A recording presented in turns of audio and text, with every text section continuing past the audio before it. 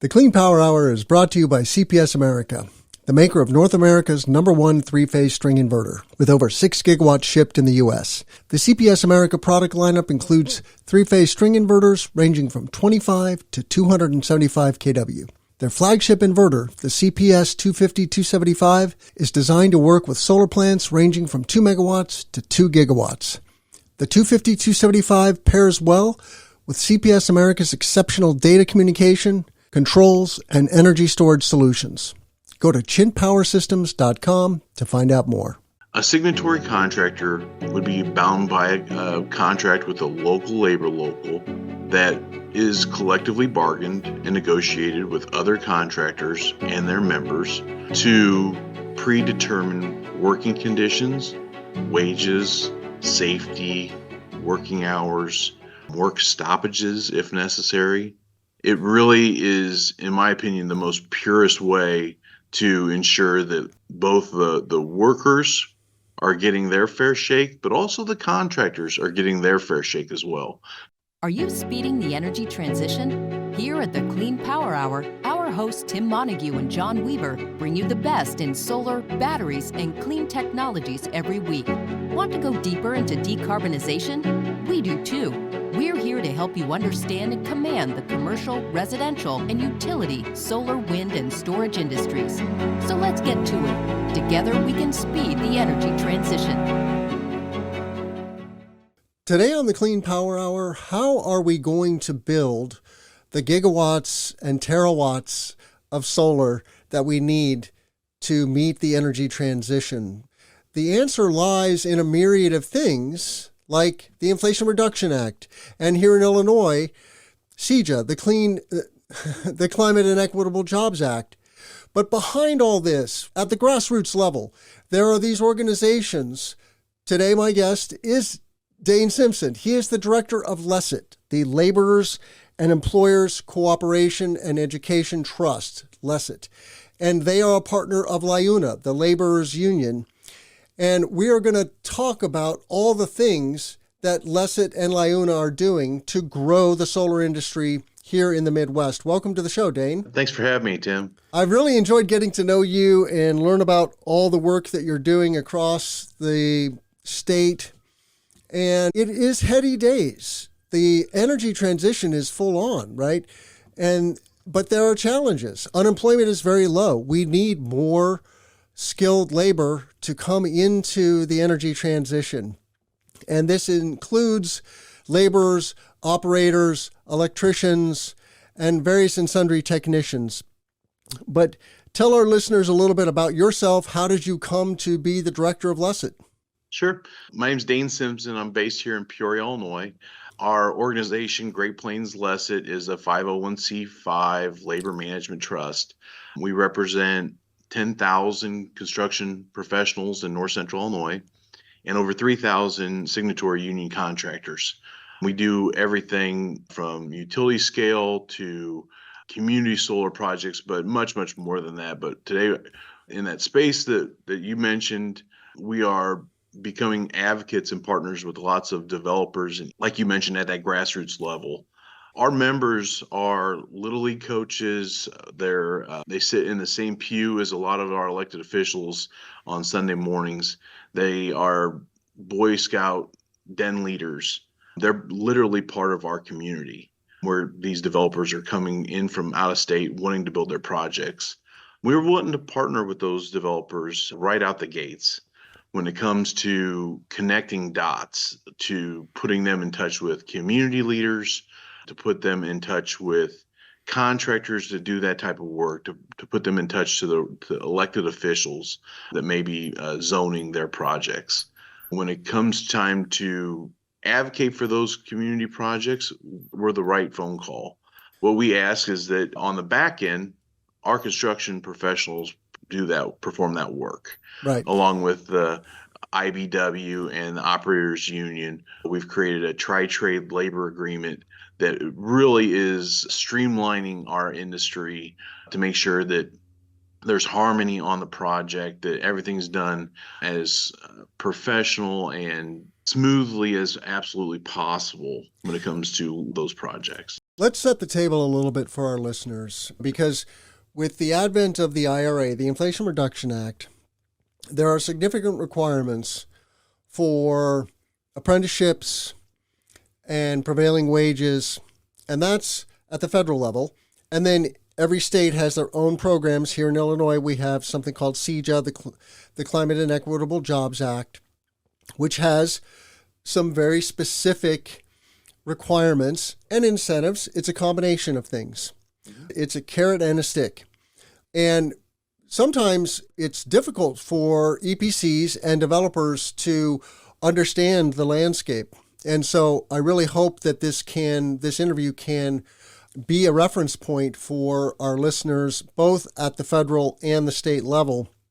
So from your perspective, though, Dane, what do developers and EPCs absolutely need to know about the requirements of meeting the requirements of the IRA, and let's just talk Illinois because that is where we live and work, with CEJA? So right out the gates with CEJA, we were adamant with our legislators to ensure that there was labor protections and equitable justice components in the bill. We wanted to make sure that Illinois citizens got an opportunity to work on these projects. And once that bill was signed and the ink dried, we went through it with a fine-tooth comb and made sure that when it comes time to pre-apprenticeship programs like we have here in Peoria, that we're advocating for those programs and utilizing those students in the pre-apprenticeship program to get into our apprenticeship program to actually perform the work on these projects. We're advocates of prevailing wage. So the union rates in Illinois are the prevailing wage rates that are in these contracts. So if you utilize one of our contractors, you're completely in compliance with prevailing wage standards. You're also going to be in compliance with all the apprenticeship program standards. Our apprenticeship program is federally recognized by the U.S. Department of Labor, Employment and Training. We are also utilizing all the pre-apprenticeship programs, so you're getting additional tax credits for those pre-apprenticeship programs as well. What we're also doing is in the CEJA, there's components for the EECs and EEPs. Our labor locals match our communities. So when it comes time to employing minority participation and minority employees, the laborers are able to fulfill those goals. When it comes time to making sure your projects have the appropriate rates and goals for the EEC components, we are doing our best to fulfill that. It's a little difficult because there's just not that many contractors and so much capacity that's coming our way, but we are really working hard to cultivate new EECs to ensure that those contractors are getting opportunities as well. So you've mentioned EEC, equity eligible contractor, and EEP. I'm not sure what an EEP is. Equity eligible personnel. Okay. And just for those of our listeners who do not know what that is, what is an EEC?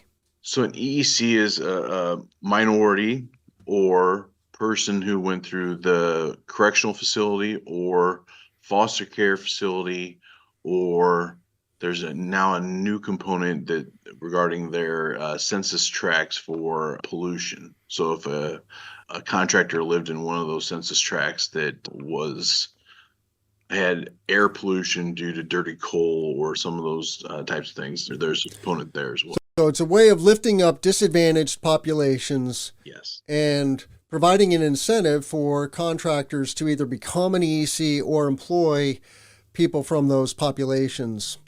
Exactly. So this is a good thing. It does present challenges, right? The number of qualified or solar installers in Illinois is very small. And so there are a lot of developers and EPCs who are looking for partners that meet those qualifications. We're working to cultivate new contractors that fit that bill every day. I think it would be wonderful if we could paint a picture for both our developer listeners, but also our EPCs who may or may not know what it means to be a union contractor, and how organizations like LECET supporting contractors. So paint a picture for our listeners, Dane. What exactly does LECET do day in and day out? And what does it mean to be part of LIUNA? Sure. I'll do that LIUNA component first.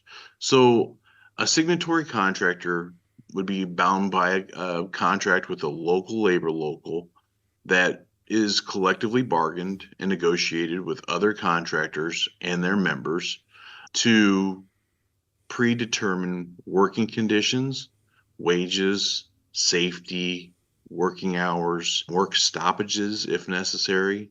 It really is, in my opinion, the most purest way to ensure that both the workers are getting their fair shake, but also the contractors are getting their fair shake as well, because they're expecting workers to show up on time, workers to be trained, workers to be drug tested, workers to be fit for duty.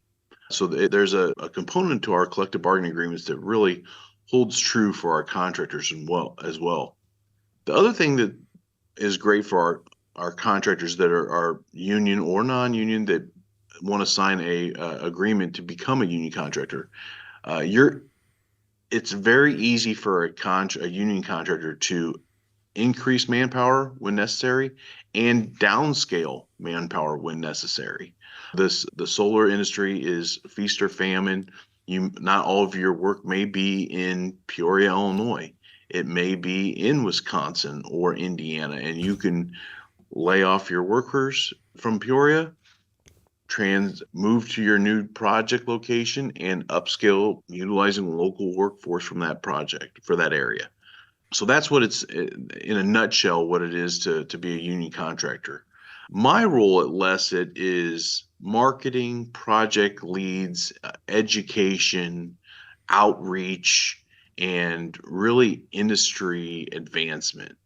A normal day for me, one of our main goals is project leads. So we have different services we provide at no charge for our contractors that every week or every day, however you want to set it up, gives you project leads that are your scopes of work, that are your location or market that you're interested in. Once we do that in the morning, then we move on to project development. So we'll reach out to the different counties and the different zoning boards, the different industry leaders that we have in our Rolodex to ensure that the projects that are coming to them, that we're reaching out to those developers and those PR firms to make sure that we get an opportunity at the very infant stage of those projects. And that provides our contractors opportunity, that provides the labor union members an opportunity as well. So how is Great Plains LECET funded? That's always a question that I get, because we're a free service for developers. We're a free service. We're really an industry advocate for contractors and alike. For every man hour a laborer works on a project, our organization gets 10 cents an hour. We represent 10,000 laborers in North Central Illinois. We generate roughly 6 million man hours a year.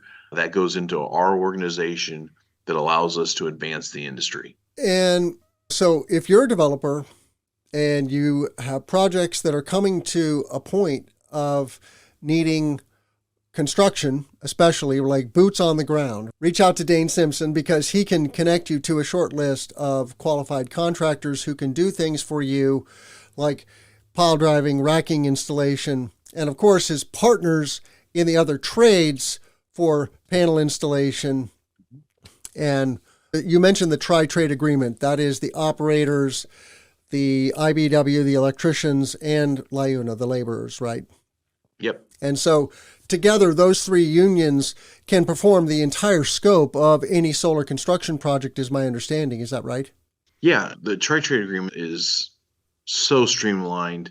And what I really like about it is almost a liquid document. We're wanting to partner with EPCs and developers to make sure their projects are done to their parameters. So if there's new technology that comes, there's an opportunity we don't want to scrap the whole agreement. We want to be able to amend and move forward with that agreement. There's opportunity that if, let's say, like right now in certain areas of this country, we're seeing a mass influx of data centers. Those data centers are employing thousands, tens of thousands of IBW electricians. So in those localities, there may be a strain on finding skilled electricians. So what we've done is, with the tri-trade agreement, partnered with those different unions to allow the laborers to backfill when necessary manpower. Same thing with the operators. If the operators couldn't man a project, they just out of skilled tradesmen, that gives an opportunity for the laborers to help backfill or to share duties on the project. And that way it's not solely X and not Y. We can do those scopes of work with X and Y as what we call a composite crew. Yep. Makes a lot of sense. Yeah. The Clean Power Hour is brought to you by CPS America, the maker of North America's #1 three-phase string inverter, with over 6 gigawatts shipped in the U.S. The CPS America product lineup includes three-phase string inverters ranging from 25 to 275 kW. Their flagship inverter, the CPS 250-275, is designed to work with solar plants ranging from 2 megawatts to 2 gigawatts. The 250-275 pairs well with CPS America's exceptional data communication, controls, and energy storage solutions. Go to chintpowersystems.com to find out more. So let's step back again and build this layer cake. We're talking about pre-apprenticeship programs and then apprenticeship programs, making sure that there are standards for the trades, right? So that people can hit the ground with a certain level of proficiency and knowledge in safety, in how to use tools, how to perform certain tasks, what it means to show up on time, et cetera, et cetera. And they're getting specific knowledge in some of these pre-apprenticeship programs, like some of them are going through the NABCEP Associates, North American Board Certified Energy Professionals, and that's the gold standard in the solar industry. But when you look at the landscape, Dane, in terms of labor, I said at the outset of this interview that unemployment is very low. How are you bringing more people into the trades? Great question. So what we are literally kicking every rock and searching every part of our state to ensure that our youth have opportunities to go to work, whether that is through our pre-apprenticeship programs that we have throughout Illinois, or like my organization, we have career fairs through FFA programs, through high school counselors associations, we attend dozens, if not almost, probably close to 100 different high school career fairs throughout the year. And we're promoting the renewable energy industry as part of our portfolio as being a skilled, well-rounded construction professional. We're creating, we put a QR code with our apprenticeship application in barber shops, in Casey's General Stores. We're blanketing communities with that QR code to get more application. The last thing we want, and we've been successful so far, knock on wood, is a contractor landing in our communities that we've worked with, that we've helped develop projects, and not be able to meet their needs when it comes to manpower. That's the last thing we want. We want to make sure that those contractors are successful. They leave with a good experience and want to come back to Illinois and do more work with us. Indeed. It's a frustration of mine that the trades are downplayed in our educational system. And there's a huge need for tradespeople in construction. I'm more familiar with the electricians union because I worked for an IBW contractor for 5 years. We need 1 million new electricians in the United States, and many electricians are aging out of that trade now. What is the situation with the laborers, and how do we counteract this? It's a double edge. There's so much growth in, you mentioned data centers, and of course, solar and storage, and the energy transition. We're talking EV infrastructure. There's just a lot of infrastructure needs. And yet we've got this legacy framework. Our educational system is very biased, encouraging people to go to college. And I have nothing against college per se, but a lot of what kids do in college has nothing to do with the real world. And here we have this huge need for skilled tradespeople. Yeah, we talk to students every week. College isn't cut out for everybody. And there's an opportunity to be a head of household leader in the trades with our benefits and wage packages and our apprenticeship program. I didn't even mention that. Our apprenticeship program costs nothing. It's free. It's funded through a hourly checkoff from everybody that participates as a laborer, pays the exact same checkoff of, I think it's 80 cents an hour. That goes into our apprenticeship program. That's for Illinois. And that is that's what sets us aside from other workforces, is our skilled training, the efficiency that we provide through our apprenticeship program. But that need that you mentioned, we're bringing in apprentices at unprecedented paces. Most of our locals have tripled their apprenticeship numbers in the last 3 years. We're doing the best we can possibly do at ensuring that we're providing a solid education when it comes to apprenticeship, hands-on education for our youth.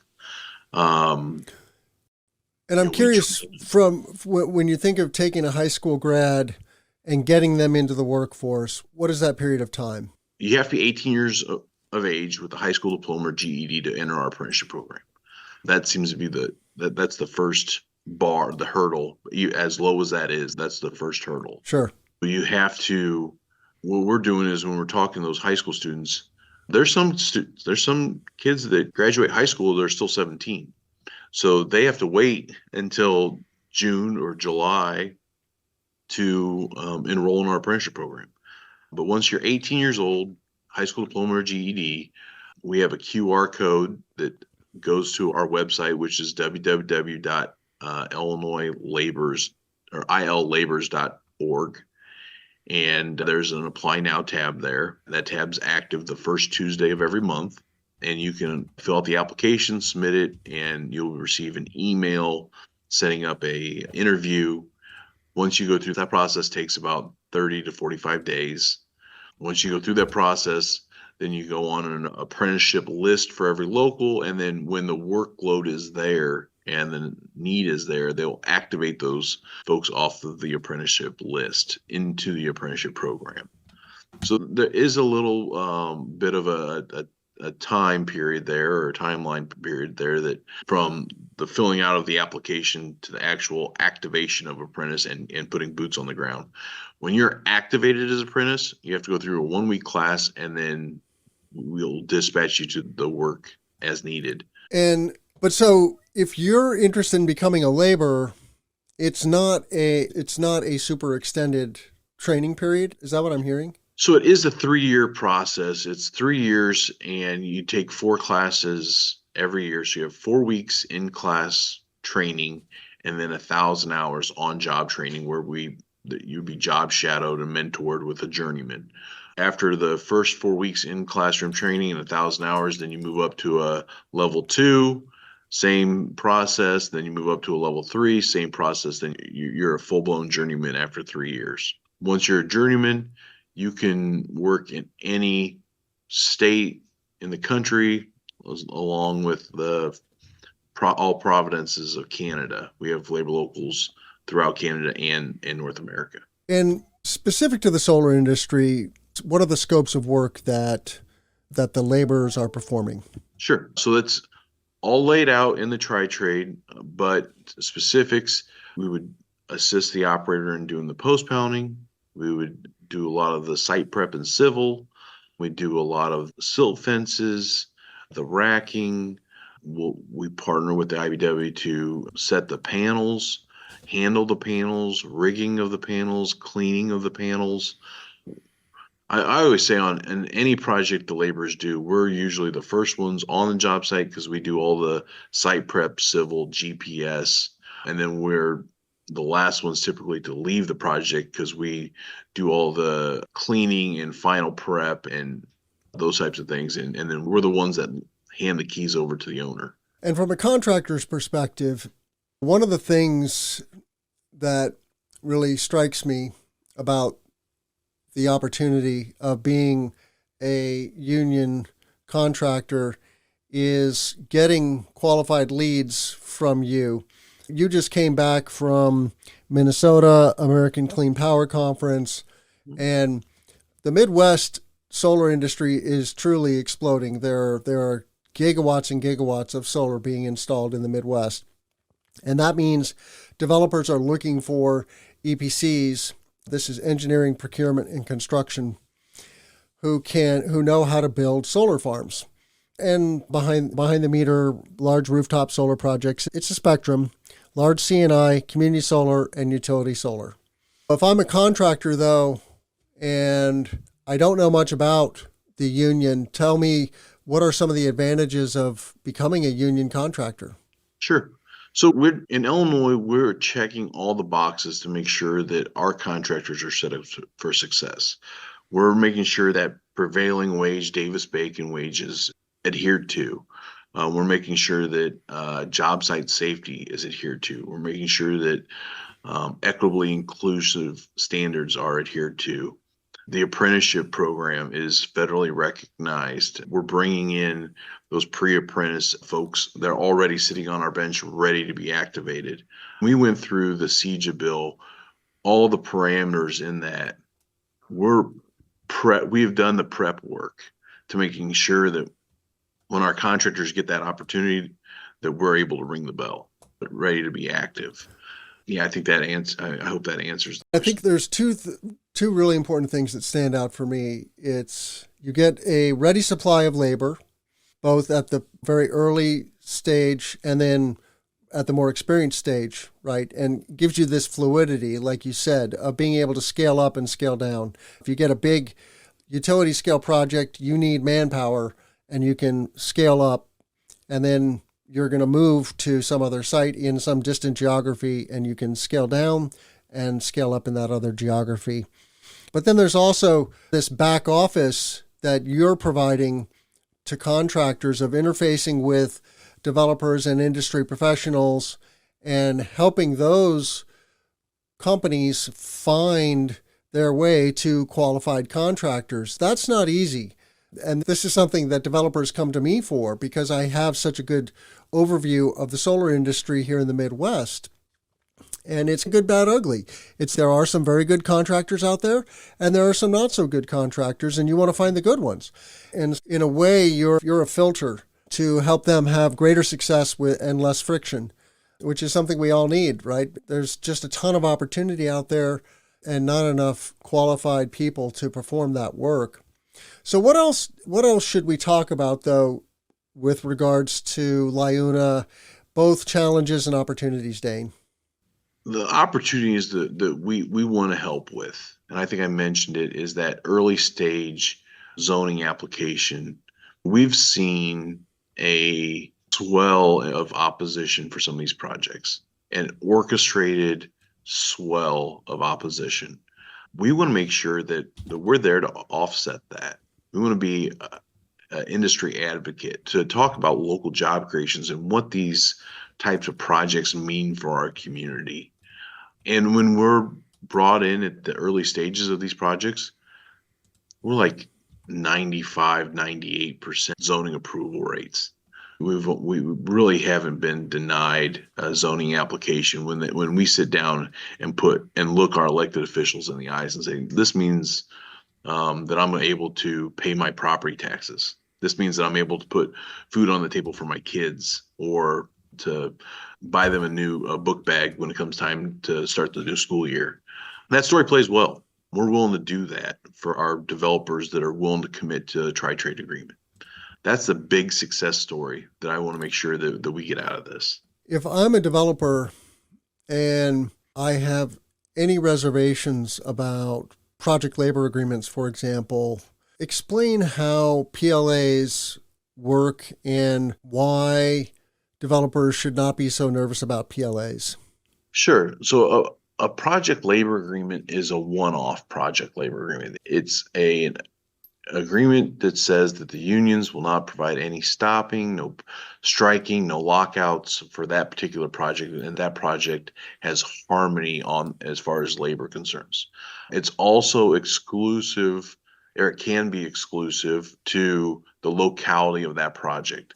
You can execute a project labor agreement on the north side of the road and on the south side of the road, not execute a project labor agreement. We would advocate that you execute a project labor agreement on both, obviously, but it's that job site specific. Once you execute that PL, all the contractors are going to check all the boxes for wages and apprenticeship programs and everything that we already mentioned today. But the other component is I look at it as an insurance policy as a developer. If I make sure that my contractors are executing a project under a project labor agreement, I can sleep well at night knowing that at the end, after that project's completed, all the parameters. I think the scariest thing as a developer would be to execute a project, to have millions of dollars invested in a project and be expecting those IRA tax credits to only have those clawed back because of non-compliance of my contractor. And that's a reality that I think we're going to see going forward, is that the IRS is going to execute penalties for wage theft. They're going to be executing clawback provisions of tax credits. Those types of things are in the law and have gone through the process now to where that could be a reality. So a project labor agreement ensures that if it's executed, your project's going to be done properly. It's going to be done to the highest standard that we could possibly provide. And that at the end of the day, those tax credits are going to be adhered to. Said, want to encourage my listeners to check out all of our content at cleanpowerhour.com. Please give us a rating and a review on Apple and Spotify. Check out the YouTube channel, subscribe to that. Reach out to me on LinkedIn. I love hearing from my listeners. And tell a friend about the show. I look forward to seeing all of you at the Solar Farm Summit coming up in July in Chicago, and RE Plus Midwest in Chicago in November, and of course the big RE Plus in Anaheim. Dane, how can our listeners find you? Sure. The same thing. I'm on LinkedIn as well. I'm also, we have a YouTube channel that highlights a lot of our larger projects, but my website is www.greatplainslecet.org. And my email address is dane.simpson@greatplainslecet.org. I want to thank Dane Simpson, Director at Great Plains LECET, for coming on the show today. I'm Tim Montague. Let's grow solar and storage. Hey, listeners. This is Tim. I want to give a shout out to all of you. I do this for you twice a week. Thank you for being here. Thank you for giving us your time. I really appreciate you and what you're all about. You are part and parcel of the energy transition, whether you're an energy professional today or an aspiring energy professional. So thank you.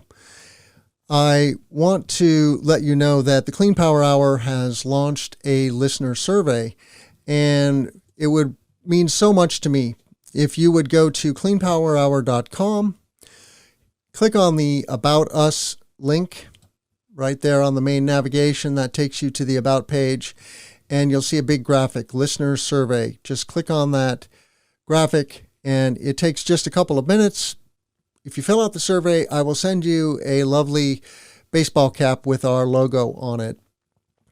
The other thing I want our listeners to know is that this podcast is made possible by corporate sponsors.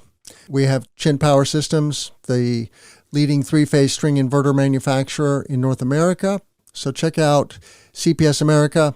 But we are very actively looking for additional support to make this show work. And you see here our media kit with all the sponsor benefits and statistics about the show. You know, we're dropping 2 episodes a week. We have now over 320,000 downloads on YouTube. and we're getting about 45,000 downloads per month.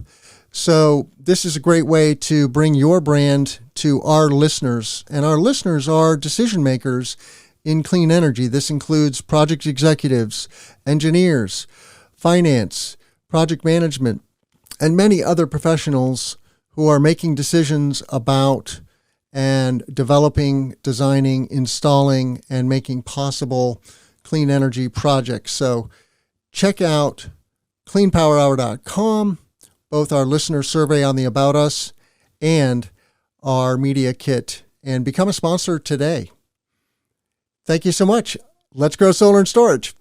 The Clean Power Hour is brought to you by CPS America, the maker of North America's #1 three-phase string inverter, with over 6 gigawatts shipped in the U.S. The CPS America product lineup includes three-phase string inverters ranging from 25 to 275 kW. Their flagship inverter, the CPS 250-275, is designed to work with solar plants ranging from 2 megawatts to 2 gigawatts. The 250-275 pairs well with CPS America's exceptional data communication, controls, and energy storage solutions. Go to chintpowersystems.com to find out more.